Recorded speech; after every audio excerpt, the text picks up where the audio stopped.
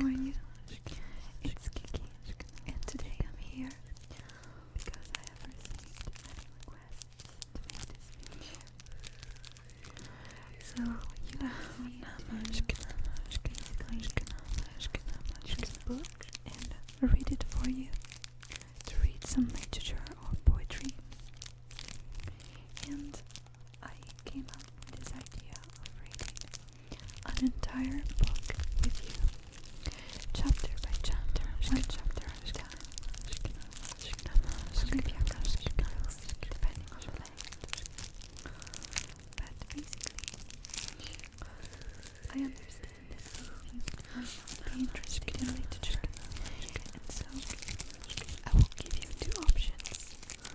One, you can just sit back and enjoy me reading it, and hopefully you will find it interesting and you will learn more about this author. Or the second option is to skip to the sound session and enjoy the Tingly sound session that I will be making with some objects at the end of the video. So I've got my Kindle here, and I've got some books in it. Actually, I do prefer paperback to Kindle format because I'm very fond of literature. And as I am studying abroad, I really need to get books for free or to save a little bit of money. So I decided to build up a little library in my Kindle. Got many titles that are really interesting in Italian, in Spanish, in English. And today I want to read a book that is very interesting called Tenant of Wildfell by Anne Brontë. For those of you who do not know Anne Brontë, she is one of the Brontë sisters. We all know Charlotte and Emily wrote Charlotte's most famous book, Jane Eyre. And all these books are very important in British literature. But Anne is one of the most talented authors, and few people know her. She wrote Agnes Grey and The Tenant of Wildfell, which is a very interesting book. So hopefully this will shed some light on a forgotten author like Anne. For some reason she didn't make it to the modern canon of literature, and there are many theories about this. I am studying this book for a course, and I really need to read it thoroughly, multiple times possibly. And so I really hope that you will enjoy the lecture. We can share some ideas in the next videos about the first chapter, but the purpose of this video is simply to relax you. So if you want to listen to the story, you're most welcome to do that. If you just want to relax and you don't want to pay attention, that's fine. The words will get through. So I really hope you will enjoy, and please tell me if you want to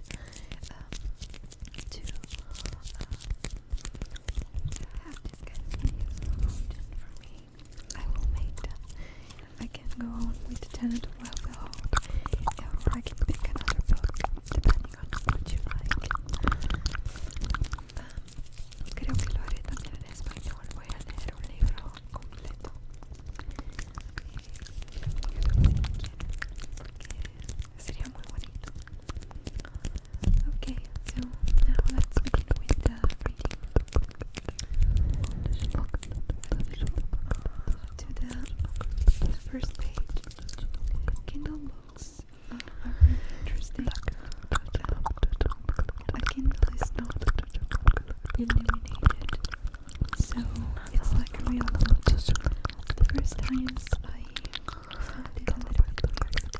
used to it, and I must admit that it is really useful and easy to read, actually easy to use, doesn't cost a lot, so and you can find all the classics for 0 so free.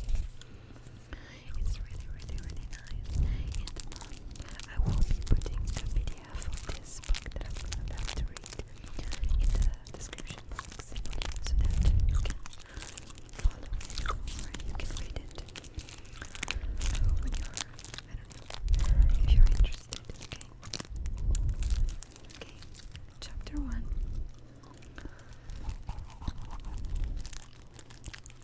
You must go back with me to the autumn of 1827.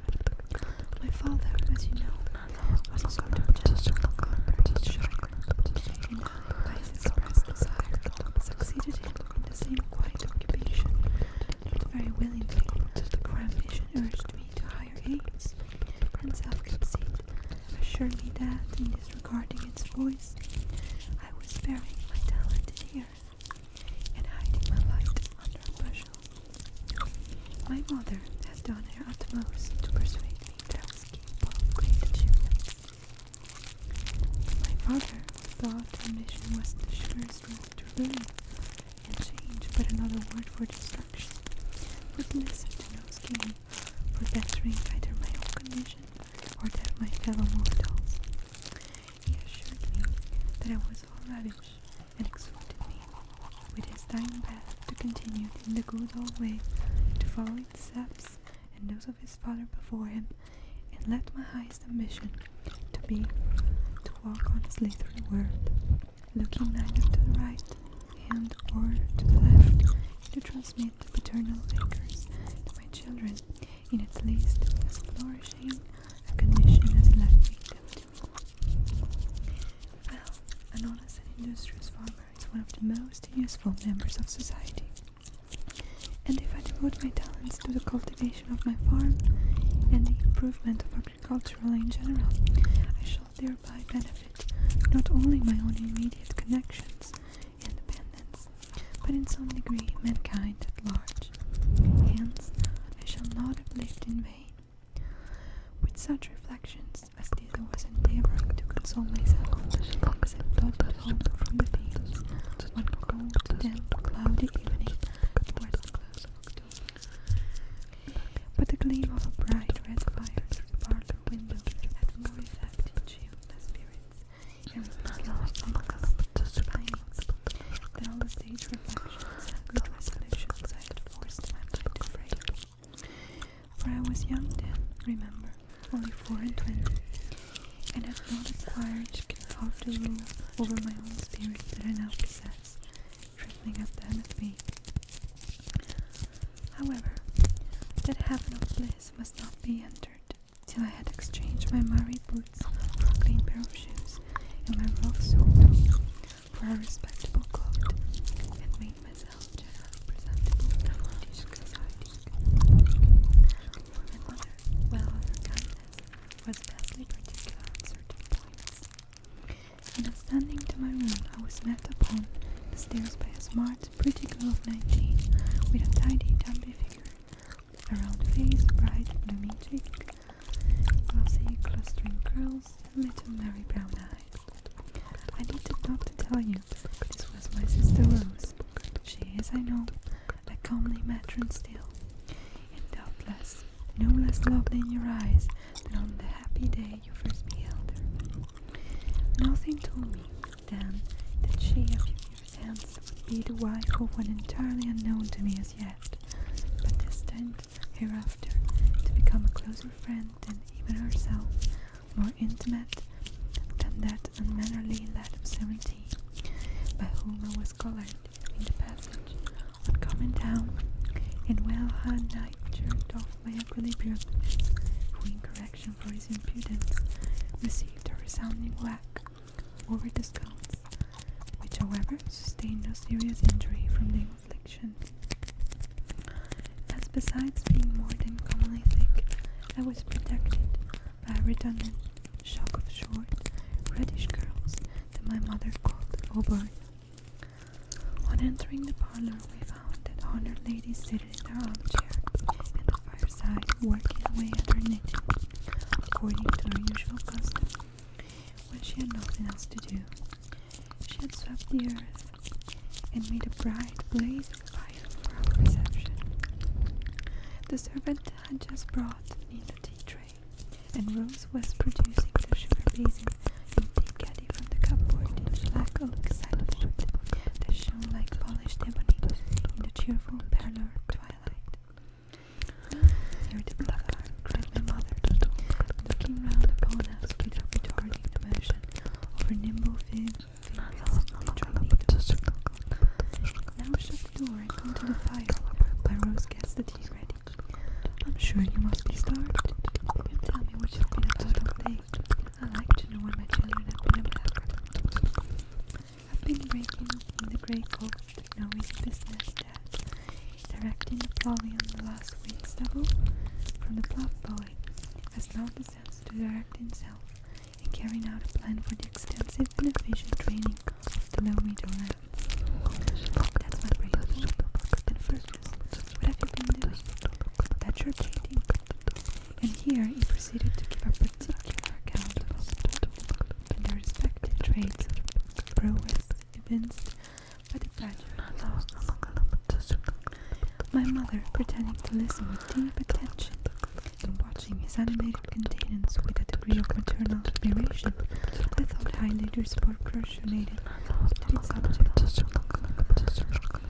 time you should have doing something else, Fergus," said I, as soon as a momentary pause in his narration allowed me to get in a word. "What can I do?" replied he. "My mother won't let me go to sea or enter the army, and I'm determined to do nothing else except to make myself such a nuisance to you all that you will be thankful to get rid of me on any terms." Appearing to soothingly stroke his stiff, short curls, he growled and tried to look sulky. And then we all took our seats at the table in obedience to a thrice repeated summons of Rose. "Now get your tea," said she, "and I'll tell you what I've been doing. I've been calling on Wilson's, and it's 1,000 pities you didn't go with me, Gilbert, for Eliza Millward was there." "Well, what of her?" "Oh, nothing. I'm not going to tell you about her. Only that she's a nice, amusing little thing when she's a merry humour, and I shouldn't mind calling her." "Hush, hush, my dear. Your brother has no such idea," whispered my mother earnestly, holding up her finger. "Well," resumed Rose, "I was going to tell you an important piece of news here. I have been resting in bed ever since. You know, it was reported a month ago that somebody was going to take Wildfell Hall. And what do you think? It has actually been inhabited about a week, and we never knew." "Impossible," cried my mother. "Preposterous," shrieked Fergus. "It has indeed, and by a single lady. God gracious, my dear, the place is in ruins. She has had 2 or 3 rooms made habitable, and there she lives all alone except an old woman for a servant. Oh dear, that spoils it. I'd hoped she was a witch," observed Fergus, while carving this inch-thick slice of bread and butter. "Nonsense, Fergus. But isn't it strange, Mama?" "Strange? I can hardly believe it." "But you might believe it. For Jane Wilson has seen her. She went with her mother, who, of course, when she heard of a stranger being in the neighbourhood, would be on pins and needles till she had seen her and got all she could out of her. She is called Mrs. Graham, and she is in the morning, not with us Swedes, a slightish morning, and she is quite young, they say, not above 5 or 6 and 20, but so reserved. They tried all they could to find out who she was and where she came from, and all about her, but neither Mrs. Wilson, with her pertinacious and impertinent home thirst, nor Miss Wilson, with her skillful manoeuvring, could manage to elicit a single satisfactory answer, or even a casual remark, or chance expression calculated to allay their curiosity, or throw the faintest ray of light upon her history, circumstances, and connections. Moreover, she was barely civil to them, and evidently better pleased to say goodbye than how do you do. But Eliza Millward says her father intends to call upon her soon to offer some pastoral advice, which she fears she needs, as though she is known to have entered the neighborhood early last week. She did not make her appearance at church on Sunday, and she, Eliza, that is, will beg to accompany him, and is sure she can succeed in wheedling something out of her. You know, Gilbert, she can do anything. And we should call sometime, Mama. It's only proper, you know. Of course, my dear, poor thing, how lonely she must feel. And pray, be quick about it. And mind you bring me down word how much sugar she puts in her tea, and what sort of caps and essence she wears, and all about it. For I don't know how I can live till I know, said Fergus very gravely. But if you intend to speak to be held as a master's stroke of wit, just signally failed, for nobody laughed. However, I was not much disconcerted at that, for when he had taken a mouthful of bread and butter, and was about to swallow a gulp of tea, the thing burst upon him with such irresistible force that he was obliged to jump up from the table and rush snorting and choking from the room. And a minute after was heard screaming in fearful agony in the garden. As for me, I was hungry and contented myself with soundly demolishing the tea, ham, and toast, while my mother and sister went on talking and continued to discuss the apparent or non-apparent circumstances, improbable or improbable, history of the mysterious lady. But I must confess that, to my brother's misadventure, I once or twice raised the cup to my lips and put it down again without daring to taste the contents, lest I should injure my dignity by a similar explosion. The next day, my mother and Rose hastened to pay their compliments to the fair recluse, and came back but little wiser than they went. Though my mother declared she did not regret the journey, for if she had not gained much good, she flattered herself she had imparted some, and that was better. She had given some useful advice, which she hoped would not be thrown away from Miss Graham, though she said little to any purpose, and appeared somewhat self-opinionated.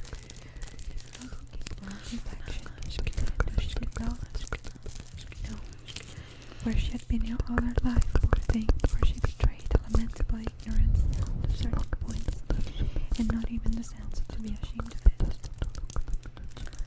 On what points, mother asked? On household matters and the little niceties of cookery and such things that every lady ought to be familiar with, whether she be required to make a practical use of her knowledge or not.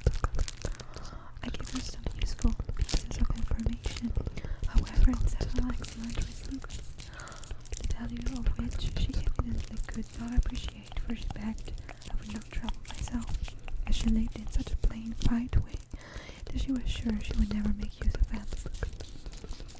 No matter, my dear, said I, it is what every respectable female ought to know. And besides, though you're alone now, you will love me also. You have been married, and probably I might say almost certainly will be again. You are mistaken there, ma'am, said she, almost softly. I'm certain I never shall, but I told her I knew better. Some romantic young widow, I suppose, said I. Compared to their days in solitude and mourning, secret before the dear depart, but it wasn't last long. It won't last long. No, I think not, said Rose, for she didn't seem very disconsolate after all, and she's excessively pretty, handsome rather. I must say, Gilbert, you will call her a perfect beauty, though you could hardly pretend to discover any resemblance between her and Eliza Millward.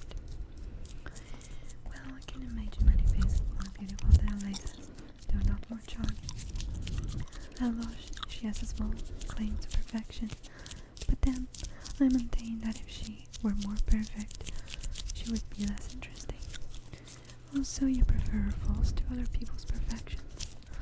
Just so, say, in my mother's presence, Gilbert, what nonsense you talk. I know you don't mean it. It's quite out of the question, said my mother, getting up and bustling out of the room under pretense of household business in order to escape the contradiction that was trembling on my tongue. After that, Rose favored me with further particulars respecting Mrs. Graham. Her appearance, manners, and dress, and the very furniture of the room she inhabited were all set before me, with rather more clearness and precision than I cared to see them. But, as I was not a very attentive listener, I could not repeat the description if I would. The next day was Saturday, and on Sunday everybody wondered whether or not the fear unknown would profit by the vicar's remonstrance and come to church. I confessed with some interest myself towards the family view appertaining to Wildfell Hall, where the faded crimson cushions and lines had been pressed and unrenewed so many years, and the green escutcheons with their lugubrious odors of rusty black cloth, brown cistern from the wall above. And there I beheld a tall ladylike figure clad in black. Her face was towards me, and there was something in it which, once seen, invited me to look again. Her hair was raven black, and disposed in long glossy ringlets, a style of coiffure rather unusual in those days, but always graceful and becoming. Her complexion was clear and pale. Her eyes I could not see, being bent upon her prayer book. They were concealed by their drooping lids and long black lashes, but the brows above were expressive and well-defined. The forehead was lofty and intellectual, the nose a perfect acquaintance of the features, in general exceptionable. Only there was a slight hollowness about her cheeks and eyes. At the lips, the firmly formed, were lips and lips, which are too express, and had something about them which made them feel very soft and pliable temper. And I said in my heart, I would rather admire you from this distance, fair lady, than be a partner of your home. Then she has happened to raise her eyes, and aim at mine.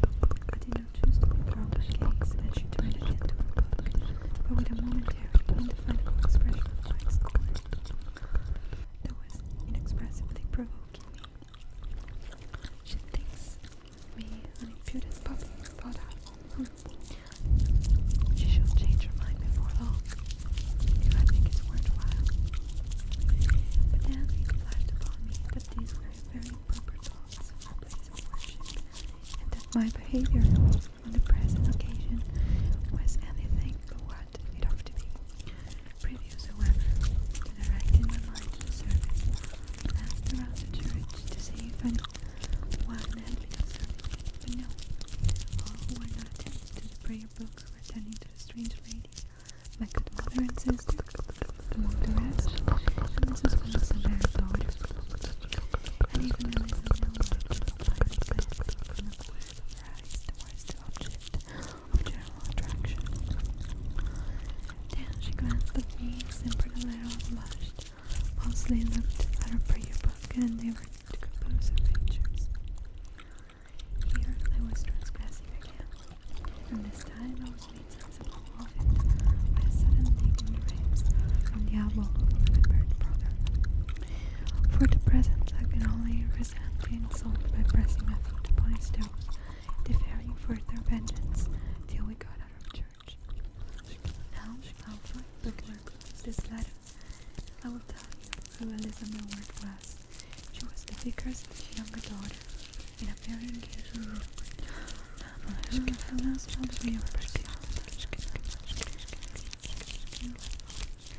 had never come to any direct explanation, and I had no definite intention of doing so for my mother. I maintained there was no one good enough for me within 20 miles around. It could not be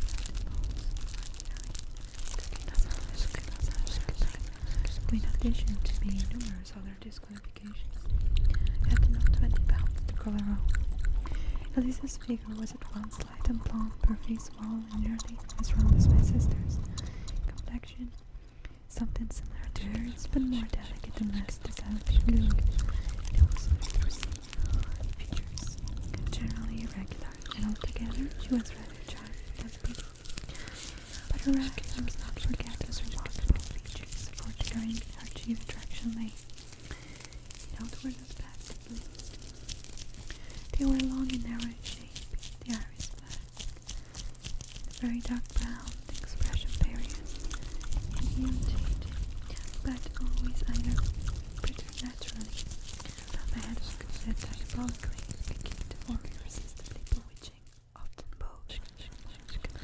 Her voice was gentle and childish, her tread light and soft as that of a cat, but her manners most frequently resembled those of a pretty playful kitten.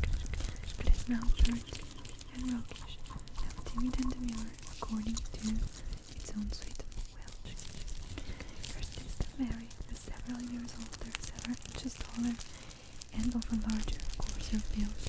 A plain, quite sensible girl, not being as their mother, so her lost long and Binaural keeper in the family drudge. From thence to the present time, she was trusted and valued by her father, loved and courted by all dogs, cats, children, and poor people, and slighted and neglected. The Reverend Crinkling&Chewing himself was a tall, ponderous, elderly gentleman who placed a shovel hat above his large, square, massive-featured face, carried a stout walking stick in his hand, and encased his legs in knee breeches and gaiters, or black silk sandals on that occasion. He was a man of fixed principles, strong prejudices, irregular habits, tolerant of dissent in any shape, acting under a firm conviction that his options were always right, and whoever different from them must be either most probably ignorant and willfully blind. In childhood, he had always been accustomed to regard him with favor and but lately even now surrounded, though he had fatherly kindness for the well-behaved. He was a strict disciplinarian and often sternly reproved our juvenile failings and behaviors. It grew very facetious whenever he called upon the parents. We had to stand before him and say our catechism and repeat, "How doth the little pussy be?" And him, or worse than all, be questioned about his love text and the heads of the discourse, which we never could remember. Sometimes the worthy gentleman would reprove my mother for being overindulgent with her son, with a reference to old Belly or David, which was particularly giving to her feelings, and very highly as she respected him. All his sayings won her exclaim, "I wish to goodness he had a son himself. He would have been so ready with his advice to couple people then, to other people then. See what he has in common with boys and keep conductible care for his own body and health, kept very good hours, regularly to go out before breakfast, was basely particular about warm, dry clothing. He had never been known to preach a sermon without previously swallowing a raw egg, albeit he was gifted with good lungs and a powerful voice, and was generally extremely particular about what he ate and drank, though by no means abstemious, and having a mode of dietary peculiar to himself, being a great despiser of tea and such slops, and a patron of mad liquors, bacon and eggs, ham, hot beef, and other strong meats, which agreed well enough with his digestive organs, and therefore were maintained by him to be good and wholesome for the body, and confidently recommended to the most delicate convalescents and dyspeptics, who if they fail to derive the promised benefits for his prescription, were told it was because they were complained of inconvenient results, therefore were assured it was all fancy. I will just touch upon what appears such strong recommendation, and then bring this long letter to a close. Mrs. Wilson and her daughter. The former was the widow of a substantial farmer, a narrow-minded, tattling old gossip, whose character is not worth describing.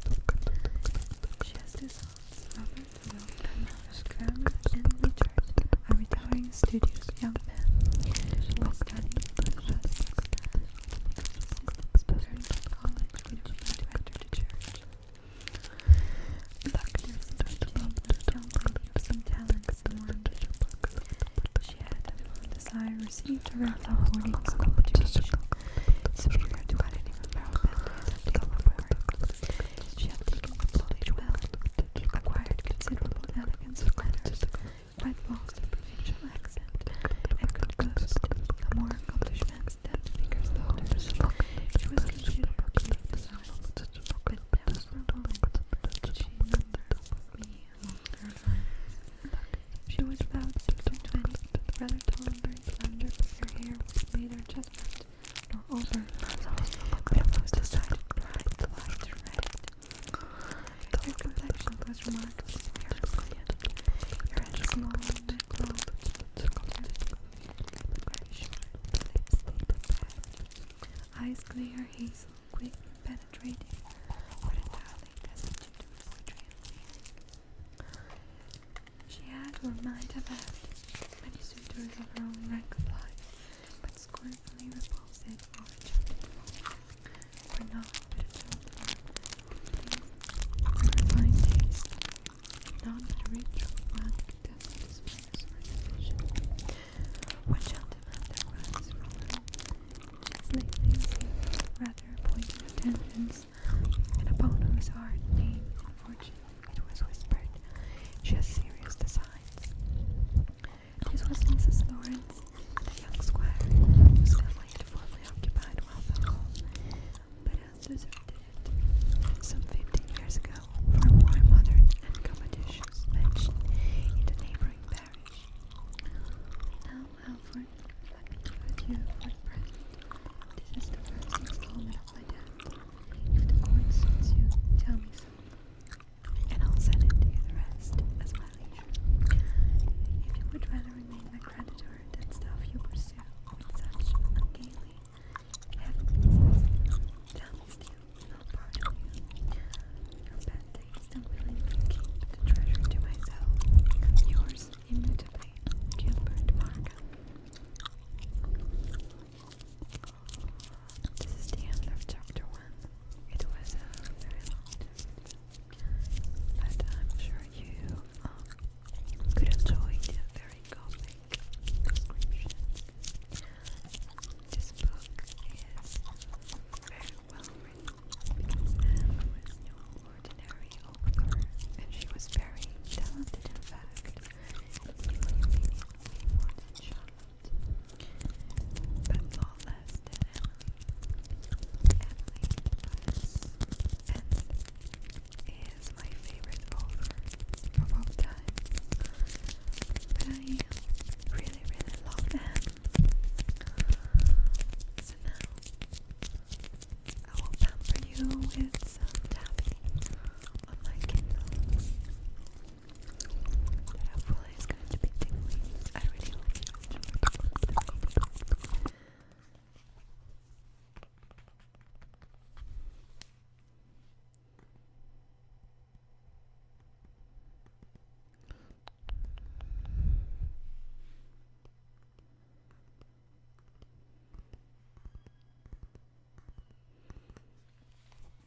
Sorry for the door slamming in my dorm.